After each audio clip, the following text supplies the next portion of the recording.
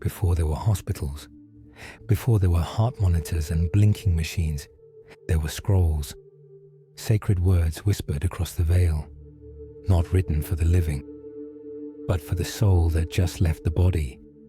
The Tibetan Book of the Dead isn't just a book, it's a map for the dying, a mirror for the living. Inside it are teachings so powerful. They were kept hidden for centuries. This is not religion. This is a manual for the moment everything fades, and it begins not with a body, but with a breath, the last one.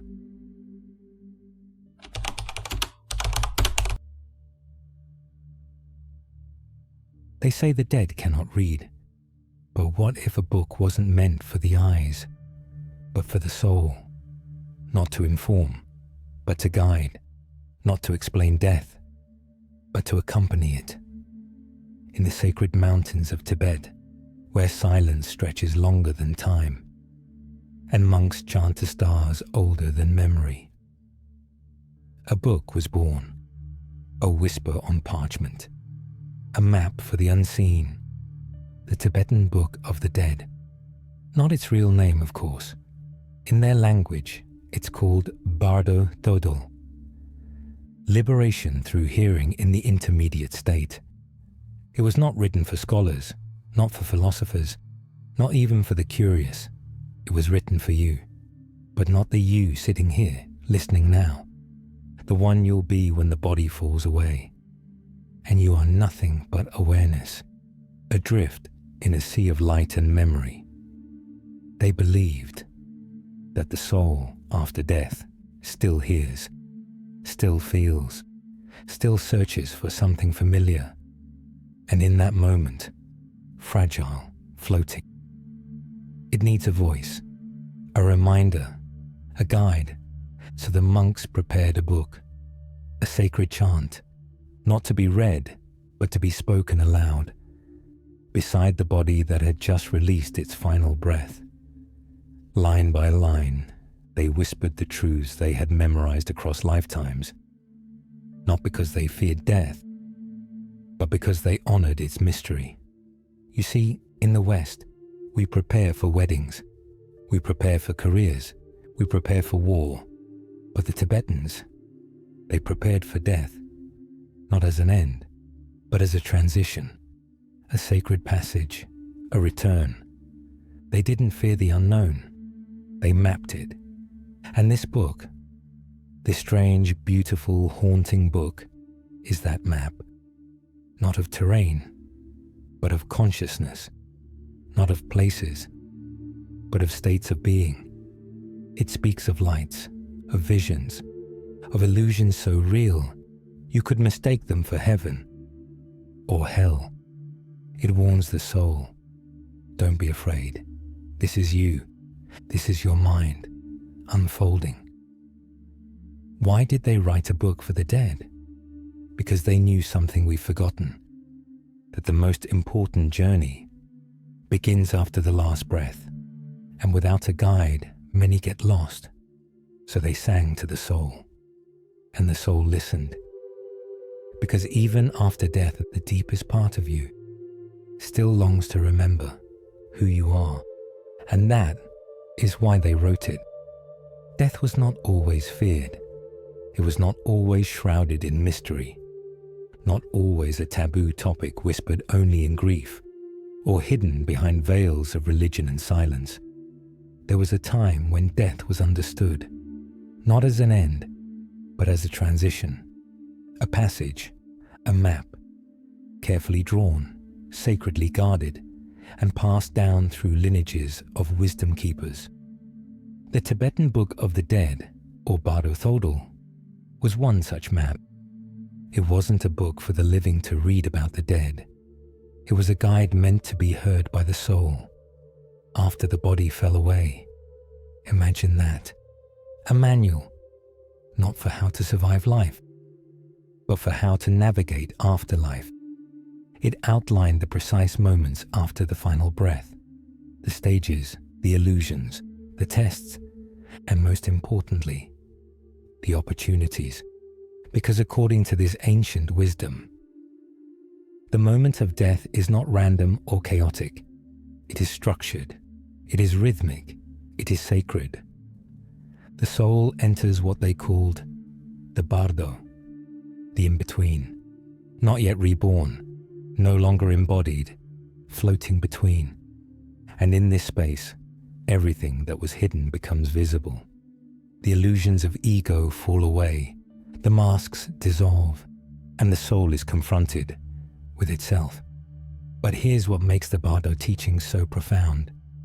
They don't speak of judgment. They speak of reflection. The soul isn't punished.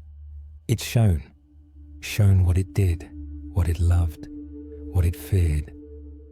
Not by a god in the clouds, but by the echo of its own energy. You see, this map wasn't written to scare. It was written to prepare, because the Tibetans knew that how you die is shaped by how you live. Not the job you had, not the titles, not the followers, not the fame, but the inner state, the attachments, the letting go, the awareness. In the Bardo, you don't suddenly become enlightened. You become exposed. Your consciousness reveals itself. Without filters, without distraction. And that's where the journey begins. This was not a myth to them. It was a practice, a training, a rehearsal for the most important transition of all.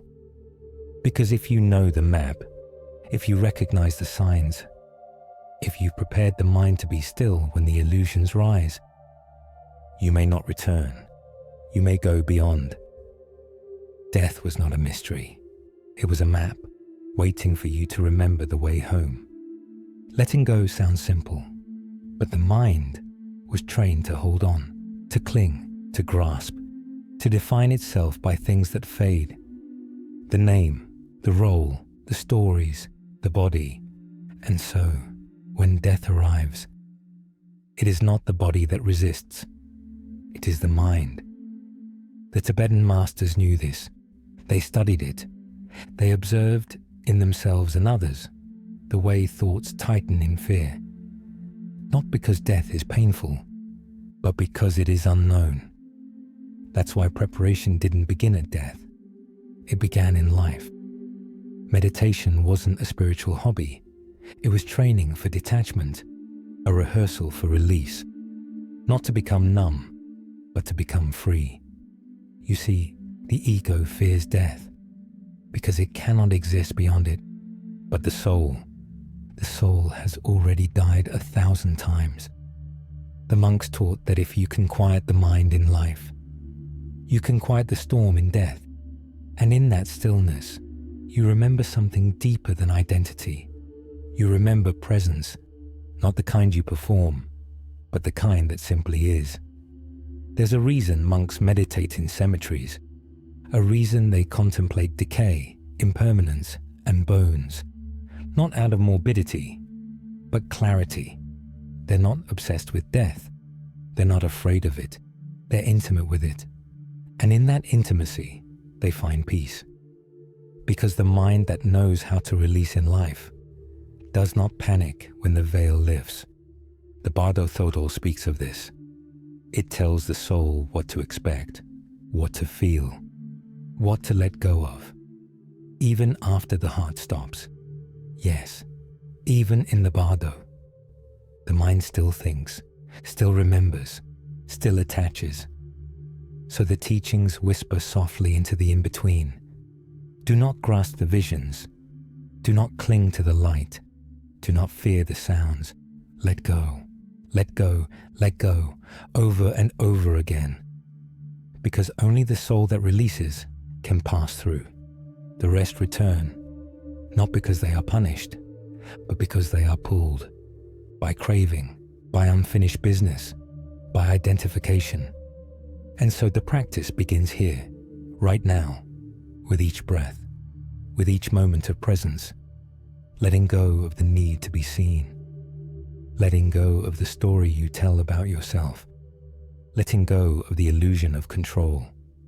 Because when the moment comes, and it will dash, the only thing that matters is how quiet your mind can become. Not so you can escape death, but so you can recognize what lies beyond it.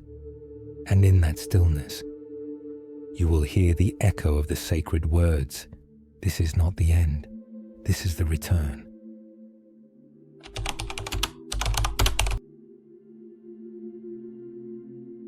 There is a moment, so small, so silent, that even time seems to hold its breath. It happens between the last inhale and the final exhale. A sacred pause, a doorway that doesn't open with a sound, but with a stillness. In this space there is no pain, no thought, no effort, only a subtle shift. The body is still, but the awareness is not gone. It's watching, it's noticing, it's remembering. The Bardo speaks of this instant. It is not yet the afterlife, but not life either. It's the in-between. Here the soul begins to awaken from the illusion of form. The weight of the body loosens. The identity starts to melt, but it's gentle, almost kind. The mystics called this the sacred pause, not an end, not a beginning, but a point of presence so vast it feels eternal. No heartbeats, no footsteps, no clocks, only awareness, pure and still.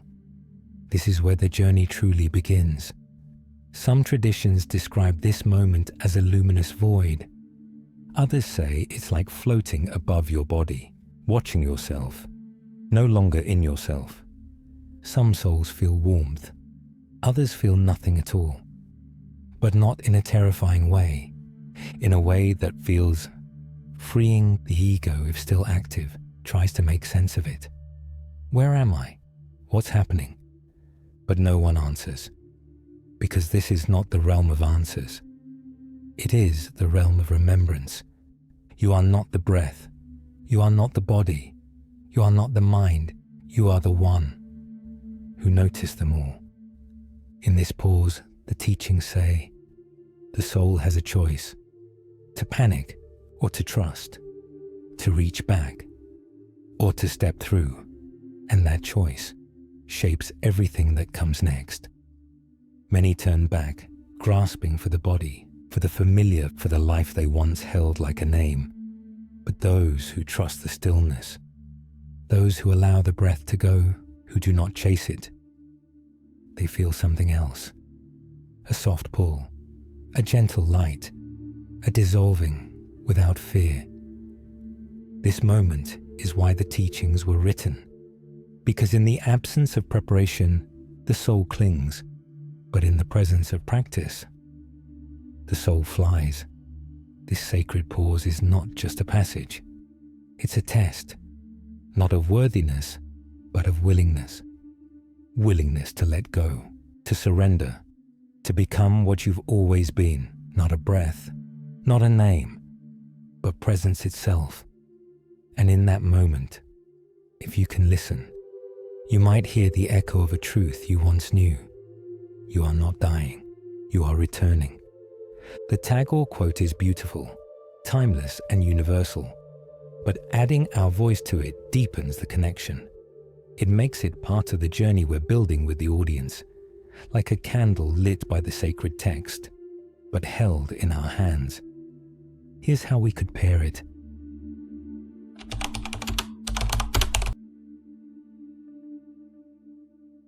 And then, the moment unfolds, not like a bang, not like a tear, but a soft release, a drifting. This is the Chikai Bardo, the passage between the seen and unseen, where the soul begins to peel away from the layers it once called self. There is no scream, no thunder, no pain, only the quiet realization that the body is no longer home. You may see it, lying still, a shell, a skin once worn like a name. It doesn't look wrong. It simply looks empty. The ancient Tibetan masters said this is the beginning of truth. The soul is not forced out. It steps out, like a hand from a glove, like light from a lamp, as if it always knew this would happen, and was simply waiting for the signal to rise. But it's disorienting, because the senses haven't gone. You still feel, still think, still watch. But nothing responds. You touch, but there's no hand.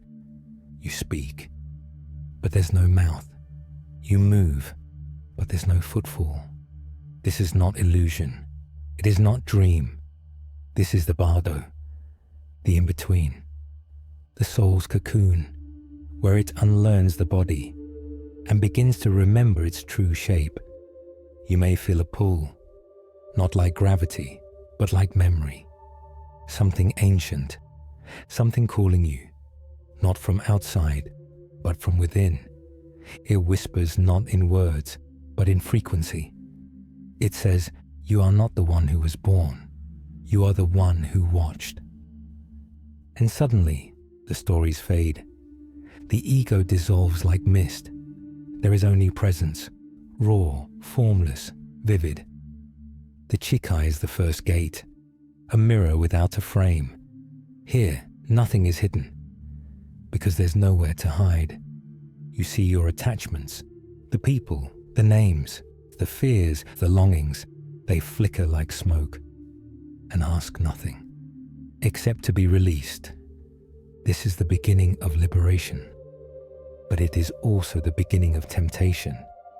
Because many turn back, they reach for the body, the sound of their name, the heartbeat of the world, and in that reaching, they bind themselves again. But those who simply watch, who allow, who surrender, they begin to float, not up, not down, but inward, into the subtle, into the real, and the Chikai opens, not as a hallway, but as a horizon, where the next light waits, not to blind, but to welcome, and the soul, if it's ready, takes one breathless step closer to remembering what it always was. And then a truth arises, not whispered, not spoken, but known, undeniable, unshakable, unfiltered. You were never the body. You feel it now, not as a theory, not as a spiritual slogan, but as lived reality. The body is still, gone quiet, but you are not. You think, you feel, you see, not with eyes, but with something older, something deeper, the witness. The monk said this truth is the foundation of all liberation. And yet, in life, it's the hardest to remember. We cling to form. We call it me. Hair, skin, scars, smiles, posture. We dress our soul in flesh and forget the light within. But now the illusion crumbles. You realize the body was a garment, a costume worn in the theater of earth. It helped you touch, taste, weep, dance. But it was never the dancer, only the mask. And now that mask lies still. And yet, you remain. You may float above it, or watch it from beside. Some souls report seeing the room, the bed, the doctors, the tears, as if from a corner near the ceiling. But even those details feel small, distant, because something bigger has arrived. A stillness, a space, an expansion. The ego begins to panic. What now? Who am I without form? But the soul knows. It always knew. Because deep within the human life, beneath the names and narratives, was always a glimmer of this knowing. The silence between heartbeats, the pause between thoughts, the feeling of watching yourself without words. That was you, not the thinker, the one who hears the thought, not the feeler, the one who senses the wave but does not become it. The body was the bridge, but the soul was the traveler. And now the bridge has fallen away, and still you stand, Some spirits in this moment feel grief, not for the body, but for how much they identified with it. The vanity, the shame, the stories of worth and not enoughness, all woven around a temporary shell. But others feel relief, a lightness, like being barefoot again after wearing shoes for lifetimes, like waking from a long dream, remembering who they were before the sleep. This is the first truth, and it will echo through every stage that follows, because unless you release the illusion of the body, you'll keep grasping for it, in visions, in dreams, in lifetimes. But if you let go, fully, gracefully, you enter the next Bardo, not as a ghost, but as a soul, and the next veil begins to lift.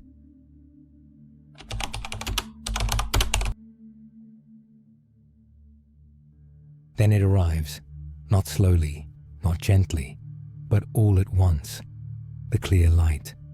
It doesn't shine like sunlight. It isn't a beam or a burst. It's everything, everywhere, all at once.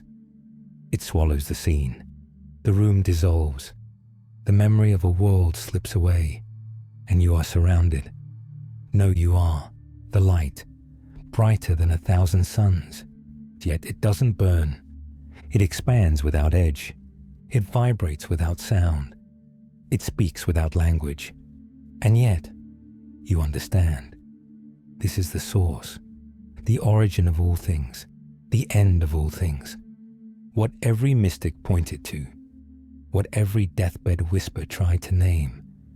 It is not a being, not a place, not even a light in the way we know it. It is pure awareness, infinite intelligence, unconditional presence. And for a moment, you remember. You remember you are this, you always were, that the soul was a spark of this flame, a drop of this ocean, a beam from this source. The illusion of separation cracks, and through the cracks, a flood of recognition. There is no fear here, only awe, only stillness, only the trembling beauty of being home. But then, the forgetting begins. Most souls can't stay. The light is too vast, too total, too pure. And purity, when met without preparation, feels like dissolution. The ego whispers, "This is death." The mind says, "Don't let go." They reach for identity, for form, for memory. And in that grasping, the light dims, not because it leaves, but because the soul turns away. This is the great tragedy, the sacred opportunity lost, because this light dash, this moment, was the liberation. The Tibetan masters called it the Bardo of Dharmata, the sacred flash where merging is possible, where the wheel can end, where form dissolves into source. But the world pulls, familiarity tugs, and so most souls return, not to the body, but to the cycle, not in punishment, but in choice, because the light asks nothing. It simply is. It invites, but never forces. It welcomes, but never holds. To stay, you must release everything: identity, attachment, desire, even the memory of yourself. And for most, it's too soon. But some, the prepared, the still, the fearless, they recognize it. They merge. And in that merging, they become what they always were. The light, not seen, not followed, but remembered. And for them, there is no next stage, only presence, only return, only one. But for the rest, the path continues and the next vision unfolds. Why does the soul turn away? Why, when bathed in the infinite, do we choose shadow over light? It isn't rebellion. It isn't ignorance. It's fear and familiarity. the light offers total freedom. But total freedom requires total surrender, and surrender, for the untrained soul, feels like annihilation. The ego was never taught how to die. It was only taught how to cling. So when the clear light appears, limitless, boundaryless, pure truth beyond form, the ego trembles. It whispers, if you enter this, you will disappear. And it's right, but what disappears was never truly you. Only the mask, only the name, only the temporary face worn in a single incarnation. But the ego doesn't know that. It reaches for form, for memory, for something solid, a loved one's face, a scent from childhood, a language once spoken, and the moment it reaches, the light fades, not in anger, not in judgment, but in compassion, because the light never punishes. It only mirrors readiness, and if you're not ready, you return, not always to the body, but to form, to illusion, to the realm of visions, where thought becomes experience. This is why Tibetan masters trained every day to die, not with morbidity, but with clarity, because only the prepared recognize the light as home, not threat. It is said in the Bardo Realm, O son of noble family, recognize the clear light as your own true nature. But how can you recognize what you never practiced seeing? In life we run from stillness, from silence, from surrender. So at death, when the light offers only that, we recoil. The soul chooses known pain over unknown peace, because ego confuses stillness with void. But the light is not void, it is fullness. So full, it feels empty to the unprepared. This is why rituals mattered, why meditation mattered, why letting go mattered. Not for religion, not for salvation, but for remembrance. Because what you practice in life is what you choose in death. And if you practice detachment, you'll reach for it. If you practice clinging, you'll continue. And if you practice presence, you might, just might, walk into the light. No fear, no holding, just return. But until that day, the soul learns, and it learns through turning away. Every soul turns away, until one day it doesn't. And that day is not written in a book. It is written in your being, in every breath, in every choice, in how you live now, because how you live is how you die, and how you die is how you return. The light was the opportunity, the doorway, the dissolve, the sacred home you never truly left, but forgot. And yet, in that shimmering moment where all separation fades, most souls do not enter. They hesitate, they turn, they flee, and thus the great opportunity becomes the great escape. Not escape from pain, but escape from truth, because truth demands the surrender of everything you thought you were. The clear light, as described in the Tibetan Book of the Dead, isn't just a visual radiance. It is consciousness itself, undivided, unborn, unending. It asks nothing. It offers everything. But it cannot be grasped, only entered.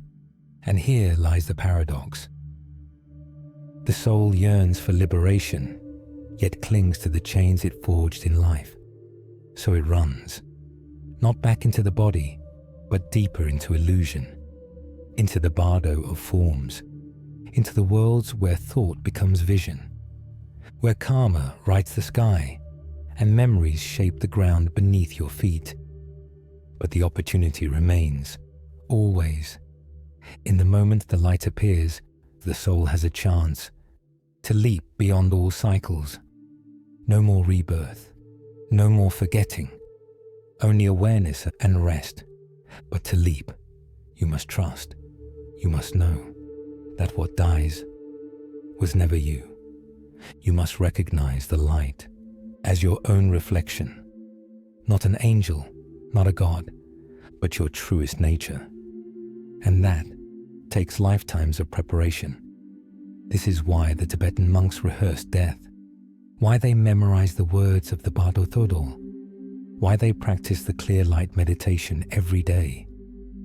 Because they knew, at the moment of passing, you won't rise to your potential. You'll fall to your training. The opportunity is immense, but so is the fear, and the soul that fears creates worlds to hide in. This is how the journey continues, not through punishment, but through preference.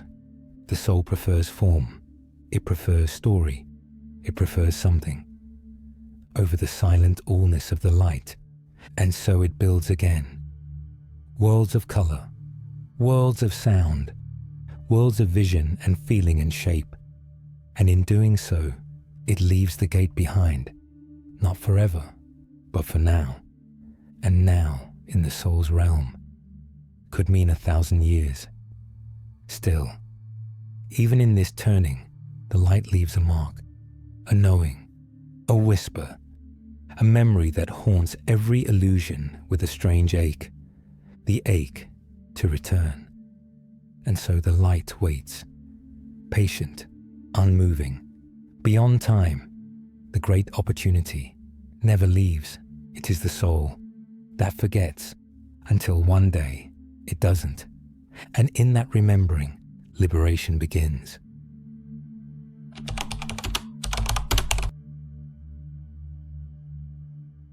The soul has turned from the light, not in rebellion, but in recognition of its unreadiness. And so the journey continues, not forward, but inward. The clear light fades, not because it disappears, but because the soul closes its eyes. What emerges now is not the world as it was, but the world as you made it, from within. Welcome to the Chunyid Bardo. This is not a place, it is a mirror. Here, thought becomes form, emotion becomes environment, belief becomes being. The ancient text called it the realm of visions. But visions not gifted, created. Golden Buddhas may rise around you, or terrible beasts, angels, demons, temples, infernos. But none of them are real. Not in the way you think. They are echoes, projections, vibrations cast by the soul's own frequency. If you feared hell, you may see it. If you believed in paradise, you may walk through it. But what you're meeting isn't heaven. It's you. This is the test, not of judgment, but of recognition. Can you see through the illusion? Can you know the monster as your anger, the goddess as your compassion, the fire as your guilt, the light as your longing? The Chunyid Bardo is not a punishment. It is a purification. It strips away the masks you wore, the identities you clung to, and reveals the raw force of your inner world. Here, karma moves faster. There is no buffer, no delay. What you think, you become. What you feel surrounds you. The sages warned, without spiritual preparation, this realm can feel like madness. But with awareness, it becomes a map. Each figure is a message, each vision a lesson. And if the soul can witness, truly witness, without attachment, without fear, the illusion begins to dissolve. The Bardo masters taught this art. They trained to face the wrathful deities, the seductive illusions, the false heavens, not to run, but to bow, to say, I see you, and I know you are me. That is the key, because the Chunyid Bardo is not meant to trap. It is meant to test, and once the soul passes through, not by force, but by seeing dash. Another threshold appears. But few pass. Most grasp, cling, confuse the vision for the truth. And so, the illusion continues, lifetime after lifetime, until one day, in this realm of mirrors, a soul looks deep enough to see through its own reflection and remembers the light. After the illusions begin to take shape, the soul encounters what it once longed for. Peaceful deities appear, radiant, calm, bathed in golden light, their forms vast and gentle. They do not speak, they do not move, yet their presence speaks louder than words. Some call them Buddhas, some call them angels, some archetypes, others energies. But they are not foreign, they are not distant. They are you, the highest version of you, the clearest reflection of your true nature, not the self you performed, not the ego that wore masks, but the essence. Before identity took shape, these deities are not here to save.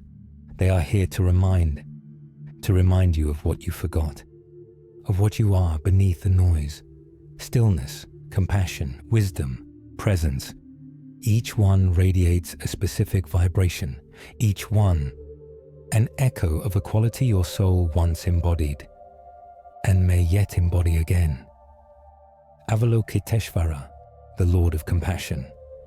Manjushri, the Sword of Wisdom. Amitabha, the Infinite Light.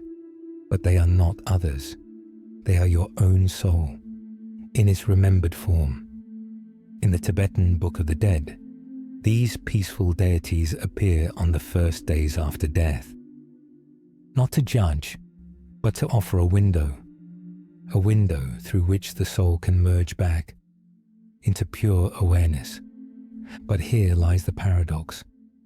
They feel familiar, but unfamiliar enough that most do not recognize themselves in them.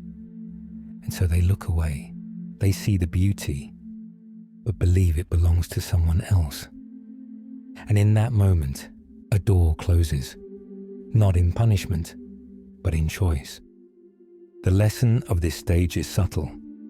Can you recognize the divine as your own reflection, not as a gift from above, but as a birthright you forgot? Because if you do, the return becomes possible. If not, the illusions continue. Peaceful deities are not the destination. They are the signposts. They do not ask for worship. They ask for remembrance. The moment you bow to them, as something separate, you place the divine outside yourself. But the moment you bow, knowing it is a mirror, you reclaim what was always yours. This is the Bardo's most gentle moment, but it is also the most missed, because what is soft is often overlooked, and what is sacred is rarely recognized without preparation. The peaceful deities remain, only for a short time. If the soul sees them, truly sees them, it can dissolve back into the clear light. But most turn away, and so the visions change, the energy intensifies, and what was peaceful becomes wrathful, but the truth remains. Whether gentle or fierce, every form is your own. The soul is not meeting gods, it is meeting itself in light. 0.5, and then the peaceful deities fade, their gentle glow replaced by forms more fierce, more primal. They do not smile, they do not comfort. They roar, they blaze, they burn. But what if they are not enemies? What if they are mirrors? In the Tibetan Book of the Dead, this is the next stage of the journey.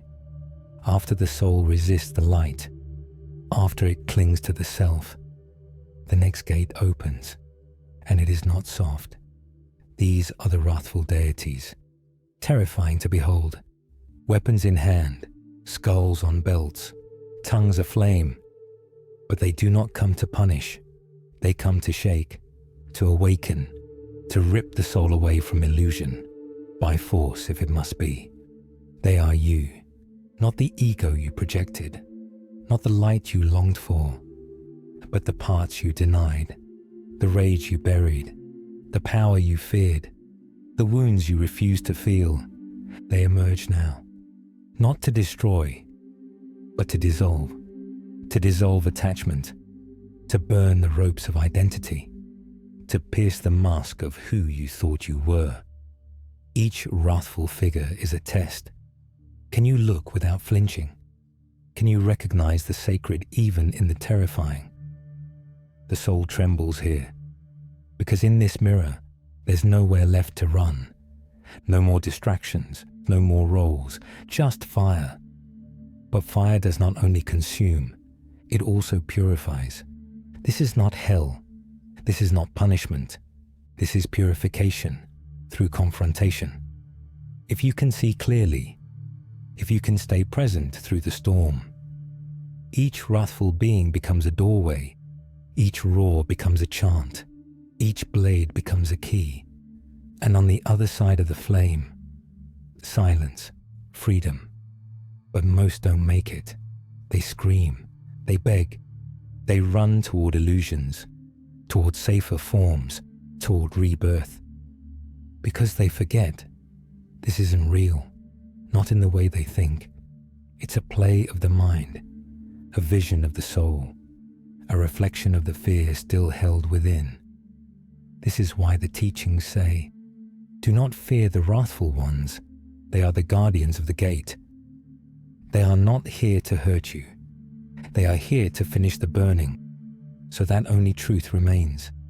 So breathe and walk through the fire, because beyond it is light, not a soft light, but a clear light, the kind that cannot be faked, the kind that only reveals itself when the fear is gone.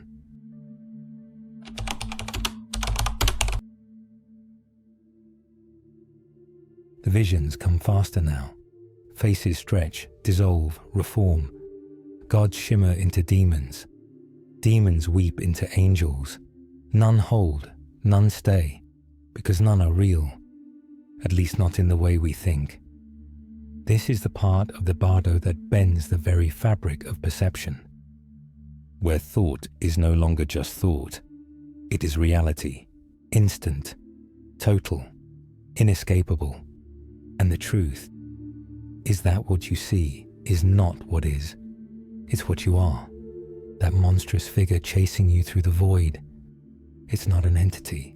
It's your rage, your guilt, your shame, made visible, made audible, made unbearable. And the luminous being reaching out its arms.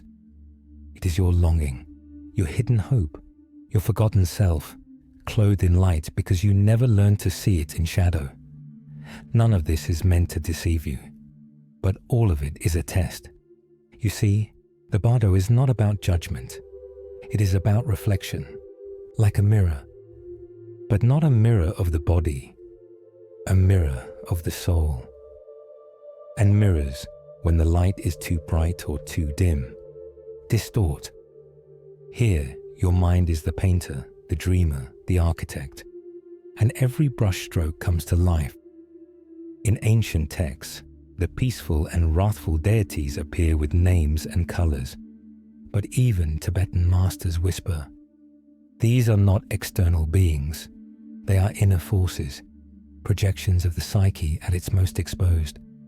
Carl Jung might have called them archetypes, but the Tibetans called them skandhas, aggregates, the bundles of thought, emotion, memory, identity that cling to the soul like smoke. And here, in this realm, the smoke becomes shape. You cannot fake your way through this part, not with belief, not with denial, because belief is creation, and denial is delay. If you fear punishment, you will conjure a punisher. If you crave rescue, you will summon a savior. But both are illusions, not because they aren't real, but because they come from you. And this is the hardest truth. You are not being punished. You are being revealed.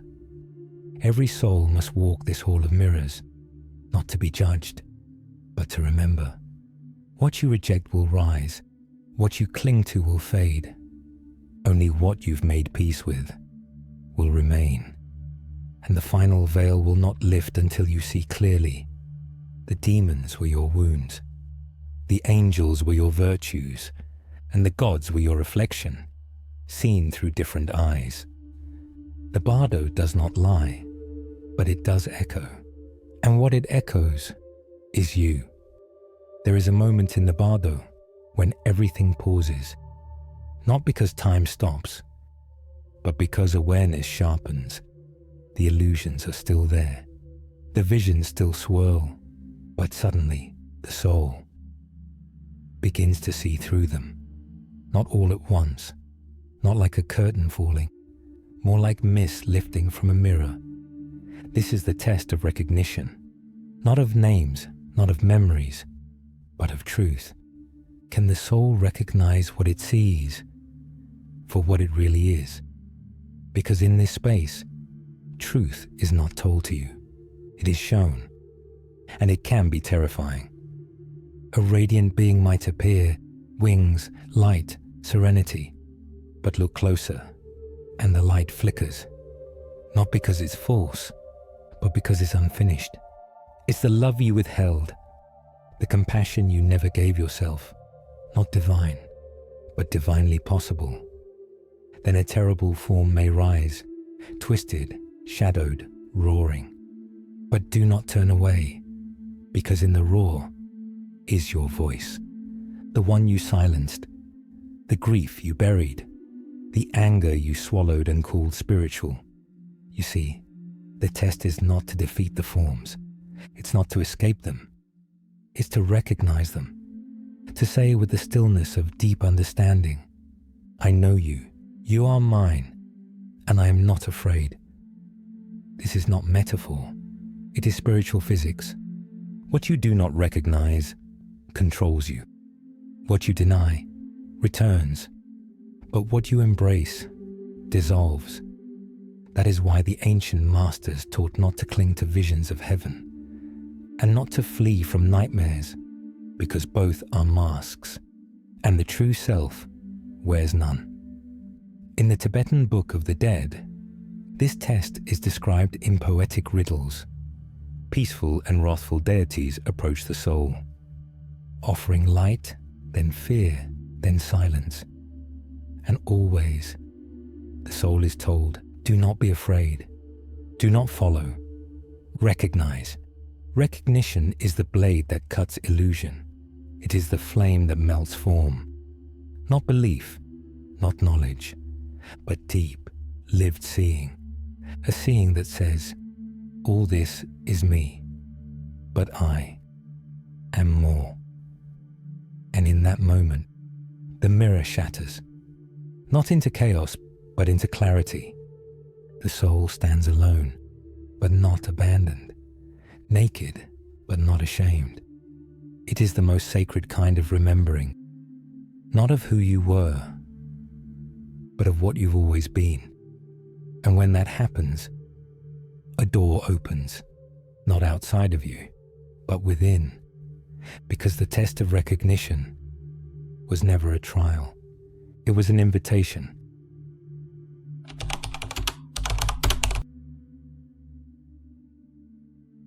There comes a silence, not peace, not yet, but a pause, like the hush between two waves. The soul has faced visions, reflected, recognized, and now something begins to stir, not outside dash, but within, a longing, a magnetic pull, soft, yet undeniable. This is the Bardo of becoming. In the Tibetan tradition, it is the final stage of the in-between. Here, the soul begins to gravitate, not toward a place, but toward a vibration. It is no longer about what you see, but what you feel, and more importantly, what you carry. Because the soul cannot fake frequency. In this space, everything is subtle. Whispers, impressions, the echo of intentions you thought forgotten. You are drawn, not by choice, but by resonance. That regret you never healed. It flickers in the distance like a familiar face. That deep love you never expressed. It glows like a lantern in the mist, and the soul begins to move, not walk, not fly, but become. You become the pull. You become the path. You become the very thing that calls you back. The ancients described this bardo as a realm of wind and thought, where images arise, fleeting yet powerful, where every potential life spins like a star, waiting to catch your gravity. It's not a lottery. It's not punishment. It is perfect symmetry. You do not deserve your next life. You match it. If anger remains, you gravitate toward it. If desire clings, it builds a body. If love leads, it finds a form. And yet, even here, you can choose. But the choice is subtle, quiet. It's not made with words. It's made with readiness. Are you still reaching, grasping, searching for the unresolved? Or have you emptied enough to let go? In this realm, the soul sees wombs as lights, some bright, some dim, each one a door, a chance, a spiral. And as the Tibetan texts warn, what you follow, you become. So the soul, still luminous, still remembering, drifts closer to matter, to density, to the great forgetting, unless it doesn't, unless it sees the pull and pauses, unless it feels the momentum and softens, unless it remembers this is not the end, it's a curve, a choice, and only the soul knows if it's ready to return or ready to rise. The bardo of becoming is not a hallway. It is a mirror that asks the simplest and most sacred question.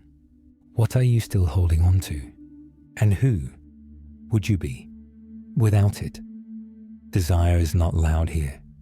It doesn't scream or beg. It hums, a frequency, not of words, but of want.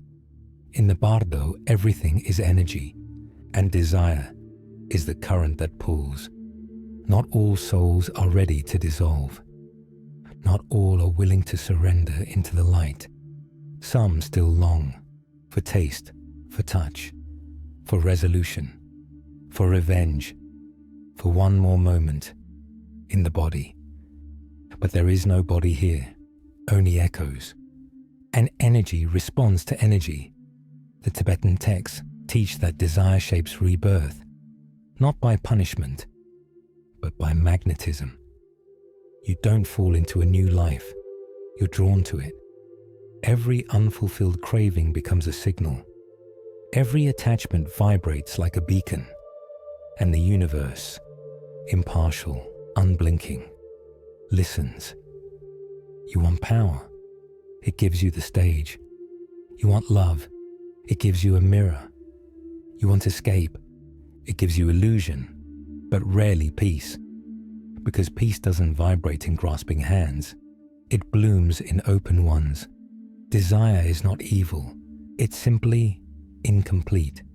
In the bardo, the soul becomes acutely aware, not of objects, but of pull, a gravitational field of emotion, that memory you couldn't let go of. It radiates, that identity you clung to. It glows, and one by one, doors begin to open, not as choices, but as matches. Each life, a frequency, each womb, a chord, and your resonance decides the song. This is why monks prepared through ritual and renunciation, not to reject the world, but to release its hooks. Because in this moment, desire is a gate, but it doesn't open outwards, it opens inwards. into another body, another mind, another forgetting. Some souls reach out, not in longing, but compassion, a vow to return and serve, a promise made in love. This too is desire, but it vibrates differently. It liberates, even as it returns. But for most, the desire is simpler, subtle, unspoken. I wasn't enough. I wasn't seen. I need more. And so, they go back, into form, into name, into the great veil of forgetting.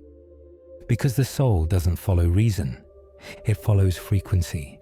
And what you desire most, you become. Not as reward, not as punishment, but as echo. Desire is not the enemy, it is the compass. But only if you know what truly calls you. In the end, the soul is not pushed, it is pulled, not by fate, but by itself. And if you listen closely in the stillness of the Bardo, you won't hear a voice. You'll hear a vibration, the quiet rhythm of your own becoming. What you think in the Bardo does not stay as thought. It becomes a seed. In the world of form, thoughts pass like clouds. Here, they crystallize. They take shape. They ripple into reality. In the sacred pages of the Bardo Thodol, this truth is whispered, that the mind, unshaped by a body, becomes the sculptor of its next one, not metaphor. Mystical physics, a single fear, can bend light into a tunnel. A single craving can color the next incarnation. A single thought can plant the tree of a new life. You do not choose a life in the Bardo. You vibrate into it. The Buddhists did not call this punishment. They called it karma, not a ledger, but a law. Every thought emits a resonance. That resonance attracts form. If you die in peace, the Bardo is luminous. If you die in chaos, the Bardo is fragmented. But even now, in the midst of visions, fears, hopes, and divine invitations, the soul still thinks, and those thoughts become anchors. This is why the monks chanted at the dying, to guide the mind to stillness, to fill the Bardo with clarity, not to force rebirth, but to release it. Because rebirth isn't forced, it's a match. The thought becomes intention, the intention becomes attraction, the attraction becomes a door. Some doors lead back to this world, others to places stranger still, not heaven or hell, but dimensions of resonance.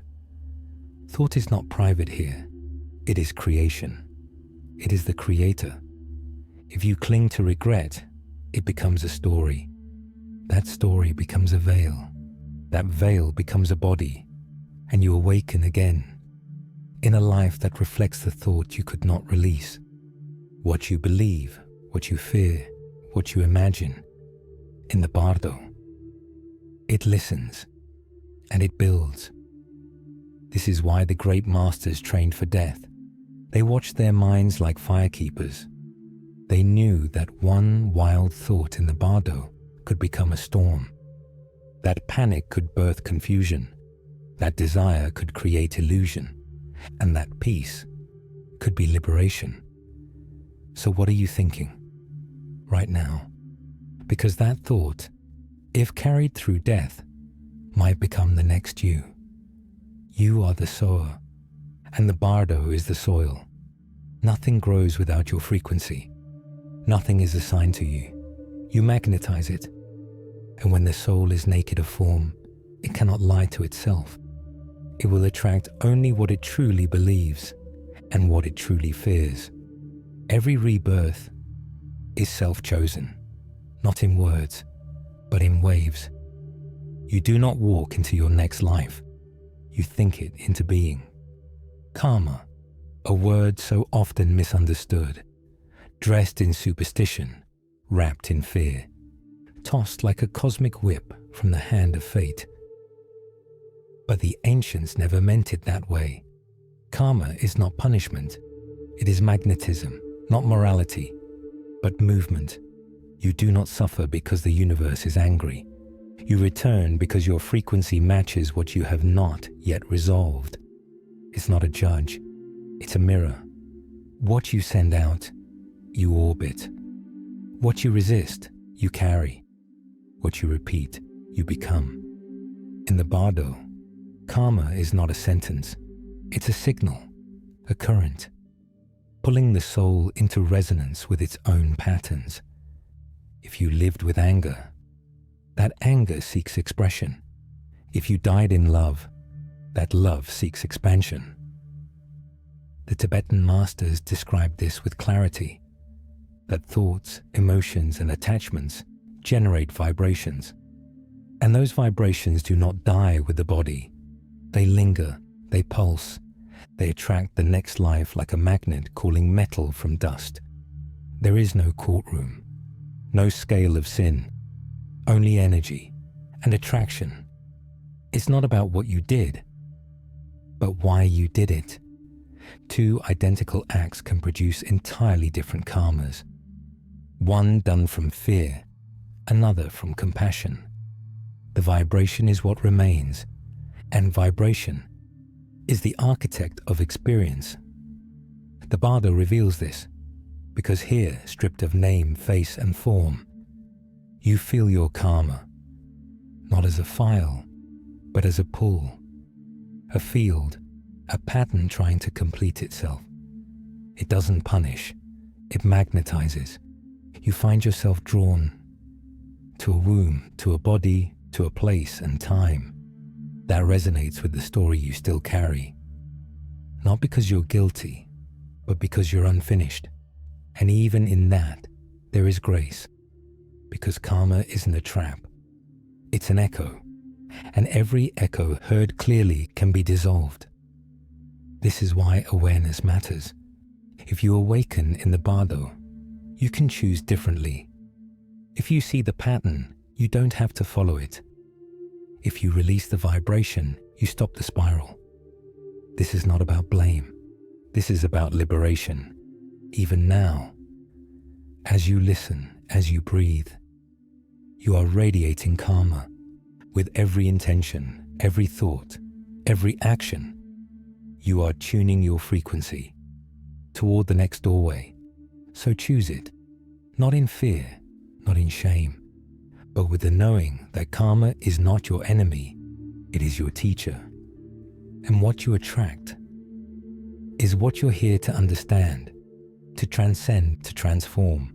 The soul does not fear karma, it learns from it. And one day, when the magnet quiets and the pull fades, you will feel it, that you no longer need to return, because the lesson has become wisdom. And wisdom no longer attracts, it liberates. There comes a moment, quiet, still, unfolding beyond all visions and voices. The illusions begin to settle. The echoes fade, the mirrors dissolve, and the soul is left with only one question. Will you cling, or will you dissolve? This isn't a question asked with words. It doesn't come from a deity, or a guide, or a gate. It comes from within, from the very center of the soul, because now there is nothing left to hide behind. No body to protect, no memories to replay, no gods to impress. Just presence, just awareness, just truth. The Tibetan Book of the Dead describes this threshold as the Bardo of Dharmata, the space of pure being, a realm of possibility before form returns. And here, the soul is shown the root of its desire, not desire for a thing, not even desire for a person, but desire for existence itself. Do you still want to be someone? Do you still want to be seen? To do, to act, to dream. Then you will return. The pull of identity, even subtle, draws you back into time. But if there is surrender, complete, ungrasping, then you dissolve, not into nothing, but into everything. This isn't annihilation, it is expansion, a return to source, to presence without boundary.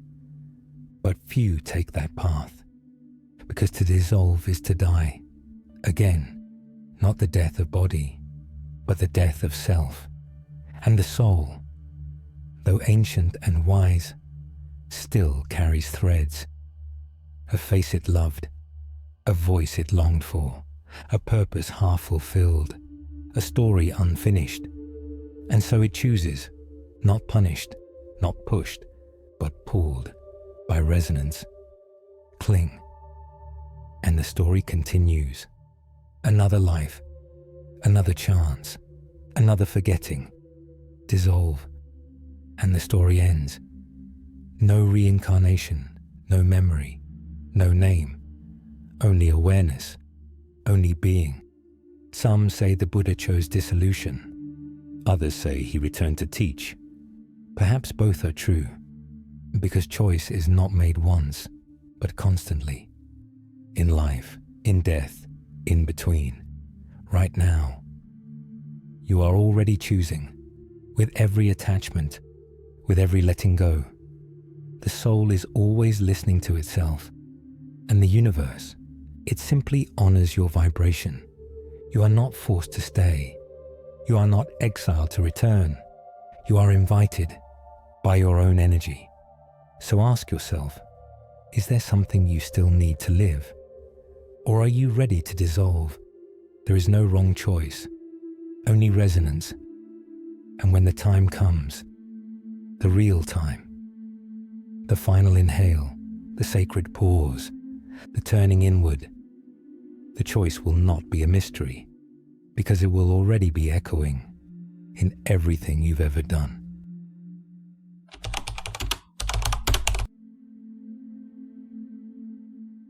Before there was form, there was frequency. Before there was thought, there was tone. Sound is older than language. It is the breath of the invisible, the signature of the sacred. In the Tibetan teachings, sound isn't decoration. It is an art. It is structure, vibration woven into the spine of the cosmos. This is why the Book of the Dead is not just read dash. It is chanted, because it is not a book for the mind. It is a resonance for the soul. Mantras are not poems. They are portals. Each syllable, each sound, each sacred utterance is designed to harmonize the inner with the infinite. In the moment of death, when identity shatters, when form dissolves, when fear arises, mantras become anchors. A single tone can part illusion. A single chant can call the light back to center. Om Mani Padme Hum, the jewel in the lotus, not just a phrase, a frequency of compassion, a spiritual compass. The soul, disoriented and drifting, finds rhythm in repetition, finds stillness in sacred sound. Even when the ears no longer hear the deeper body, the subtle body still responds. Because mantras bypass thought. They speak directly to essence. Science now echoes what the sages knew. Sound restructures matter. Frequencies shift brainwaves, modulate emotion, heal the nervous system. But this is not new. This is ancient remembering. Every temple has its chant, every rite its incantation, because the voice is a bridge between dimensions. In the Bardo, the space between death and rebirth, sound shapes the journey. The wrong sound can trap. The sacred sound can liberate. This is why the Tibetan masters trained for years to hold the correct tone, not performance, but precision. Because in those sacred syllables is encoded a map, a vibration of non-attachment, a calling back to the clear light. But it's not just about what you chant when you're dying. It's about what you vibrate while you're living. Every word you speak, every tone you carry, creates a field, a resonance, and the soul listens. Your voice shapes your passage. Your frequency becomes your guide. So ask, what are you chanting every day? Fear or devotion? Noise or presence? Because when the breath leaves, what remains is vibration. And the sacred mantras are not there to impress the divine. They are there to remind you that you are divine. So when you whisper a mantra, whether in life or at the edge of it, you're not calling something in, you're calling something forth, the truth of who you are, beneath the noise, beneath the name, pure vibration, returning to source. In a world addicted to noise, silence is a rebellion, not emptiness, not absence, but presence without distraction. The Tibetan masters knew, when the breath stills and the sound fades, the soul listens more closely, because silence is not nothing. It is the space where everything is heard. In the Bardo, that fragile corridor between death and what comes after, there is chaos, thoughts spiral, visions erupt, fears take form. But silence is protection. It is not the silence of void. It is the silence of awareness, a quiet so deep. It becomes a shield. In that stillness, the soul is less reactive. It sees illusion for what it is. It doesn't chase. It doesn't flee. Stillness is the spiritual posture of discernment. Why do you think monasteries are built in mountains? Why do seekers isolate in caves? Why is the holiest part of the temple the most silent? Because the sacred speaks in whispers. The voice of the divine does not shout, it hums. And if you want to hear it, you must become still enough to receive it. Modern life drowns this truth. We're trained to react, to reply, to fill. But in the Bardo, reactions bind. They tether, they echo. Stillness cuts the thread. Dion Fortune once wrote that altered states, whether reached through trauma, trance, or transition, leave the psyche open. And when we are open, what we hold inside and what hovers outside both come rushing in. Stillness creates a boundary. It is the vibrational firewall between you and what you are not ready to integrate. And silence is the way the soul remembers itself. In the storm, the Book of the Dead teaches, do not chase the visions. Do not resist them either. Be still. The wrathful deities, the peaceful ones, the glowing light, the shadows rising, none of them are enemies. They are mirrors. They are invitations. And only from stillness can the soul choose its response. Stillness is not withdrawal, it is mastery. And silence is not the absence of voice, it is the tuning of it. Because in that silence, you hear the resonance of your choices. You feel the pulse of your karma. You remember what is real, and what is real is never loud. So when fear rushes in, when the illusions begin to dance, when the soul feels it must grasp something, that is the moment to be still, not frozen, not numb, but grounded, rooted, unmoved by the waves of the unreal. Silence is not escape. It is a return to the part of you that was never lost. Not every soul knows the path. Not every soul remembers the light. That is why there were guides, and why the ancients created rituals, not to control death, but to guide through it. Liberation was never luck. It was preparation. It was ceremony. It was remembrance. In Tibet, in Egypt, in the jungles of the Amazon, the dying were not left alone. They were accompanied, not by weeping, but by sacred words, chants, firelight, incense, symbols that reminded the soul, of who it truly was. Because when the body fades, confusion can rush in. And in that confusion, souls cling. They forget, they spiral. But the ritual, like a cosmic compass, points inward. It says, you are not the flesh. You are not the fear. You are not the name they called you. You are awareness, passing through a veil. The Tibetan Book of the Dead, read aloud to the recently departed, wasn't meant for the living. It was a soul map, a guidebook across the inner terrain. Each line, a thread in the dark. Each mantra, a step across the bridge. And those who listened, even in altered states, even beyond the veil, could awaken to it, could remember. This was not superstition. It was spiritual technology, a sacred transmission passed through generations to speak to the soul when the world went silent. The Egyptians placed sacred texts in tombs. The Mayans buried symbols with their dead. The Sufis whispered divine names into the final breath. Every ritual was a reminder. You are not dying, you are traveling. And travelers need maps, but not every ritual was external. Some were internal. Mental rehearsals, visualizations of the path, so that when the moment came, it was not foreign, it was familiar. The great yogis practiced dying. While alive, they left their bodies in trance. They walked the subtle worlds. In stillness, they did not fear death, because they had met it again and again.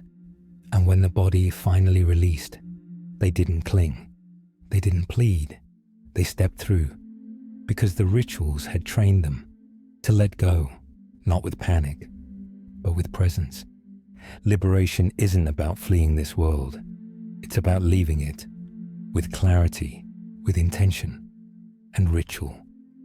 When done with purity, is a mirror, not for the ego, but for the soul. It reflects the truth. You were always free. You just needed to remember. And sometimes, to remember, we need rhythm. We need chant. We need a sacred structure to hold us as we let go. Because in that letting go, we don't vanish. We return. The body lies still, but the voice begins. Software, measured, unshaken.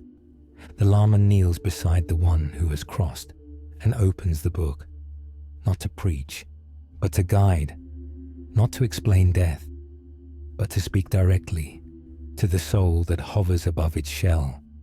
This is not ritual for the living. This is navigation for the newly departed. Each word, each sacred syllable is placed with care, as if building a bridge between worlds. The Bardo Realm, what the West calls the Tibetan Book of the Dead, was never meant to be read once and shelved. It was to be heard in the hours after the final breath, and in those hours when the soul drifts in the subtle plane, the Lama's voice becomes a compass. It says, you are not lost, you are transitioning. This is the Chikai Bardo. The visions you see are yours. Do not be afraid. Do not cling. Recognize the light. Merge with it. The words do not beg the soul. They remind it. Because in those delicate moments, disoriented and detached, the soul may forget who it is. The Lama's voice calls it back, not to life, but to essence. And that voice is not just instruction. It is vibration. It carries frequency. It stabilizes the soul's subtle body when emotions swirl and illusions rise. In monasteries, this training began early. Lamas practiced reciting the text with perfect tone, timing, and breath, because every sound was more than language. It was an energetic alignment. They were not just reading, they were reaching across dimensions, across veils, to speak where no physical hand could touch, to hold with vibration what matter could no longer grasp. And it worked. Many who had been brought near death and revived described hearing the voice, not with ears but within, as if someone was speaking in the space behind the eyes. And that voice brought peace. In today's world, we fear silence around death. We speak in hushed tones. We say less out of fear of saying the wrong thing. But in the Tibetan tradition, you speak, you guide, you tell the soul what is happening, you give it direction. Because in the silence, the illusions can grow loud. The Lama's voice is not a performance, it is a lifeline. For one who no longer has lungs, a sacred frequency to hold steady the consciousness in transition. And that is a kind of love the modern world has forgotten, but the ancients remembered, and in every word read aloud, they still do.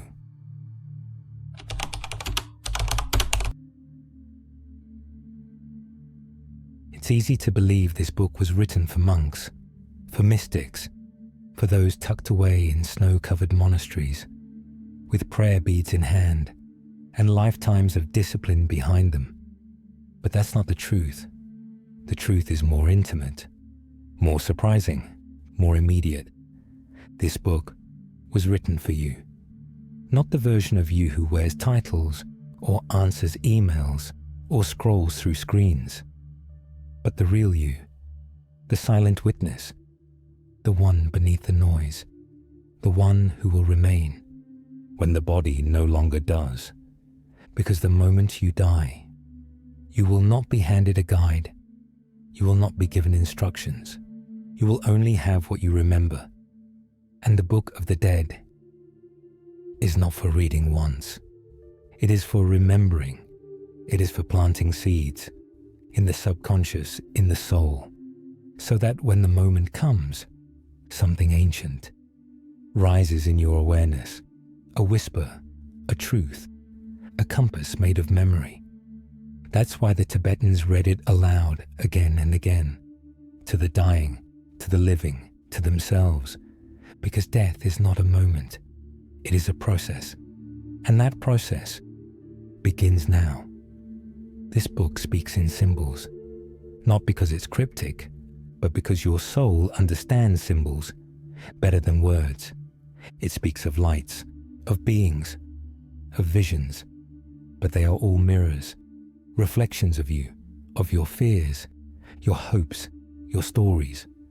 And it reminds you, again and again, you have a choice, to cling or to let go, to dissolve or to return, to recognize the illusion or believe it again. You don't need to become a monk to receive its wisdom. You just need to be willing to meet yourself, to prepare, not out of fear of death, but out of reverence for life.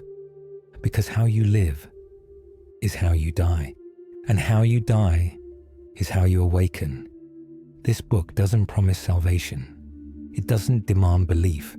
It simply says, remember. Remember the light. Remember the silence. Remember that what you see after death is shaped by what you carry within. You were never just a person. You were a soul on a journey.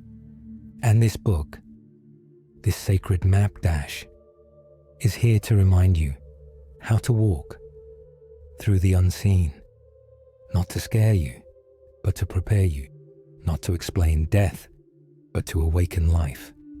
And when your moment comes, when breath becomes stillness and form becomes light, you may hear the echo of its pages, whispering, you know the way. The great illusion is that death comes suddenly, that it knocks once, that it arrives at the end. But death has been walking beside you from the moment you were born, not as an enemy, but as a silent companion, a teacher disguised in shadows, to meet death consciously, to move through that final threshold with clarity. You must live with the same awareness, because how you live is the training ground, and how you die is the final test. You cannot awaken in death if you sleep through life. You cannot release in peace what you clung to in fear. The Tibetan masters understood this. They practiced dying in life, daily, not in morbid obsession, but in sacred preparation. They let go of ego in meditation. They released identity in service. They dissolved attachment in silence, so that when death came, they would recognize it, not as an intruder, but as a familiar doorway. To die consciously means you meet your endings with presence. You allow the uncomfortable. You sit with impermanence. You love without gripping. You lose without collapsing. It means you start now with the little deaths, the end of a day, the silence after an argument, the breath between decisions. Each is a rehearsal, each a portal. We are taught how to live, how to succeed, how to accumulate, but rarely are we taught how to leave, how to surrender, how to bow, how to walk into the unknown with eyes open and heart still. Living consciously isn't about being perfect. It's about being aware of your patterns, your reactions, your energy, your truth. It's about asking daily, am I present? Am I choosing from love or fear? Am I clinging or am I flowing? Because at the moment of death, these questions don't disappear. They crystallize, they echo, they reflect back through light, sound, memory. To die consciously is to carry no weight, no regret, no avoidance, just awareness, just peace. The soul doesn't fear the unknown. It fears the unexamined. And so the Book of the Dead was not written for the dying. It was written for the awakening, for the one willing to meet death ahead of time. And in doing so, meet life more fully.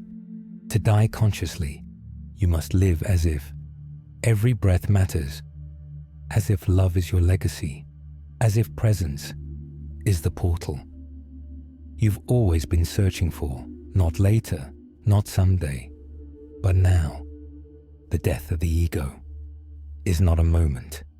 It is a process, a slow melting, a sacred unraveling, and it begins long before the body ends. Most people think ego death happens only in crisis, in trauma, in the silence after the loss. But the truth is more subtle and more powerful. Ego death begins the first time you realize you are not your name, not your job, not your story. It begins when the mask cracks, when the script no longer fits, when the applause feels empty and the silence feels like truth. Ego is not evil. It is the temporary costume you wear to play a role. It's the vehicle, but not the traveler. And if you live without remembering that, the vehicle becomes a prison. That's why the ancient mystics, the monks, the seekers, all practiced death in life, not to escape, but to awaken. They fasted, not to punish the body, but to loosen the grip of identification. They meditated, not to float away, but to remember. They were the sky, not the clouds. They served, not to be holy, but to dissolve the I. That demands reward. Ego death begins when you stop reacting and start witnessing. It begins when you feel anger, but don't become it. When you feel pride, but don't feed it. When you're praised, and it doesn't inflate you. When you're judged, and it doesn't shatter you. Each time you return to center dash, each time you remember the awareness. behind the identity dash. A layer dissolves. The ego isn't killed. It's seen through. It's loved even, but no longer obeyed. And when death finally comes, those who practice dying in life don't panic. They recognize the shift. They know the feeling. They've let go before, and they know what remains. After ego dissolves, is truth, is peace, is the infinite. This is why the teachings repeat one lesson again and again. Let go while you live, so you won't be lost when you die. Release now, so you won't resist later, because ego clings, and the clinging becomes karma. The karma becomes weight, and the weight pulls the soul back into the cycle. But the one who has practiced ego death in life is already light, already free. To die well, you must unlearn the self you thought you were, not in fear, but in devotion, not in denial, but in awakening. And that death is the beginning of real life.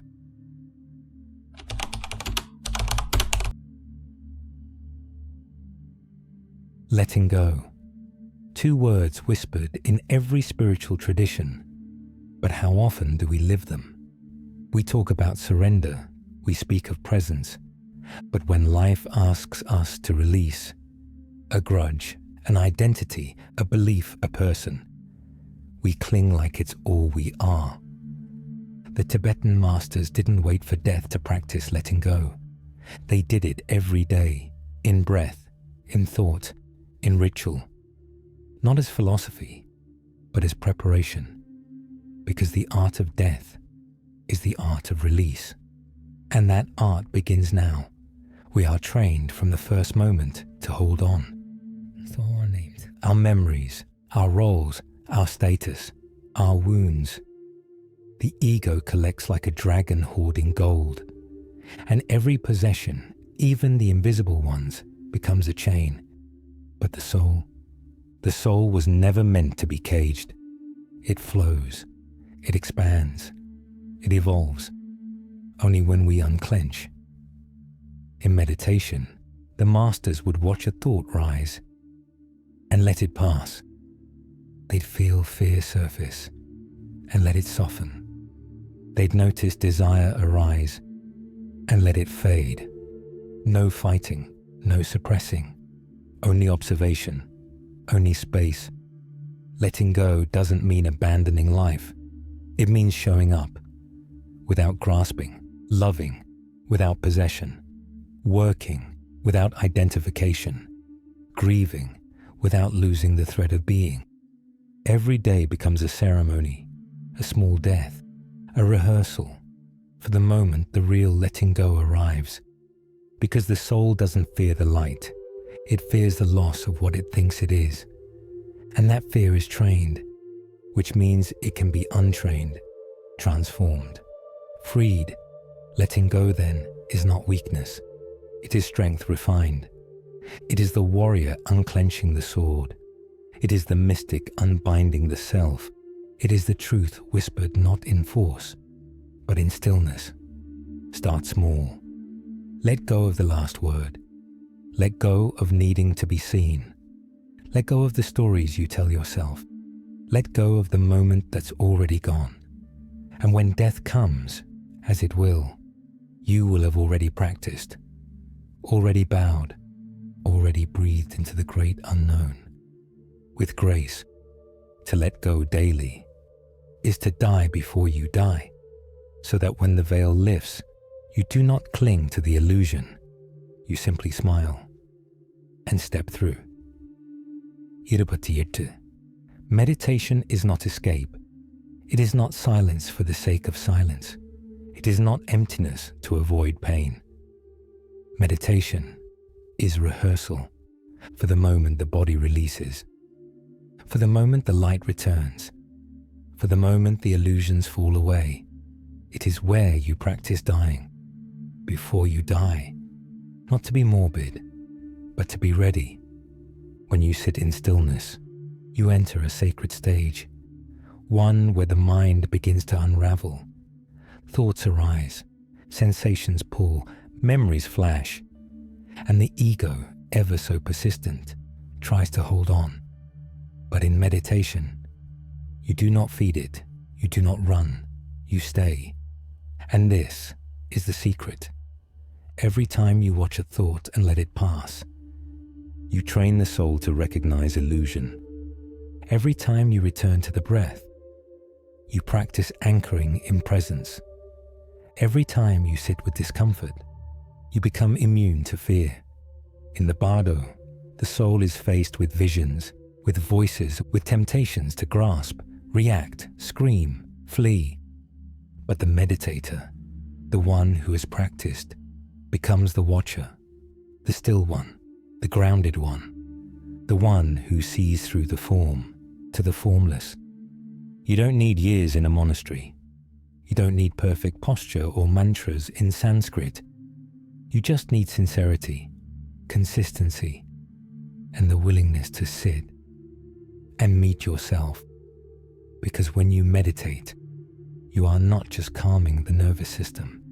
You are aligning with the rhythm of the soul. You are stepping out of linear time. You are remembering who you are, beneath thought, beneath name, beneath flesh. This is why the Tibetan Book of the Dead emphasizes it. Why sages across every tradition return to it. Because when the body falls, you have only what you've cultivated within.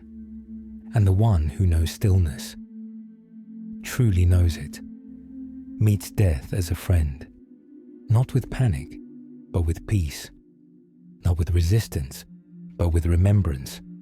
Meditation is rehearsal for surrender, for presence, for release. Every session is a rehearsal for liberation, and liberation is not a reward for being good. It is the natural result of being awake. So sit, not to achieve, not to impress, but to prepare, to practice letting go of what was never truly you. And when the time comes, you'll already know the way home, because you've walked it in silence, in breath, in stillness, again and again and again. Meditation is not escape. It is not silence for the sake of silence. It is not emptiness to avoid pain. Meditation is rehearsal. For the moment the body releases, for the moment the light returns, for the moment the illusions fall away. It is where you practice dying before you die. Not to be morbid, but to be ready. When you sit in stillness, you enter a sacred stage, one where the mind begins to unravel. Thoughts arise, sensations pull, memories flash, and the ego, ever so persistent, tries to hold on. But in meditation, you do not feed it, you do not run, you stay. And this is the secret. Every time you watch a thought and let it pass, you train the soul to recognize illusion. Every time you return to the breath, you practice anchoring in presence. Every time you sit with discomfort, you become immune to fear. In the Bardo, the soul is faced with visions, with voices, with temptations to grasp, react, scream, flee. But the meditator, the one who has practiced, becomes the watcher, the still one, the grounded one, the one who sees through the form to the formless. You don't need years in a monastery. You don't need perfect posture or mantras in Sanskrit. You just need sincerity, consistency, and the willingness to sit and meet yourself. Because when you meditate, you are not just calming the nervous system. You are aligning with the rhythm of the soul. You are stepping out of linear time. Remembering who you are, beneath thought, beneath name, beneath flesh. This is why the Tibetan Book of the Dead emphasizes it. Why sages across every tradition return to it. Because when the body falls, you have only what you've cultivated within. And the one who knows stillness truly knows it, Meet death as a friend, not with panic, but with peace. Not with resistance, but with remembrance. Meditation is rehearsal for surrender, for presence, for release. Every session is a rehearsal for liberation. And liberation is not a reward for being good. It is the natural result of being awake. So sit, not to achieve, not to impress, but to prepare, to practice letting go of what was never truly you. And when the time comes, you'll already know the way home, because you've walked it in silence, in breath, in stillness, again and again and again.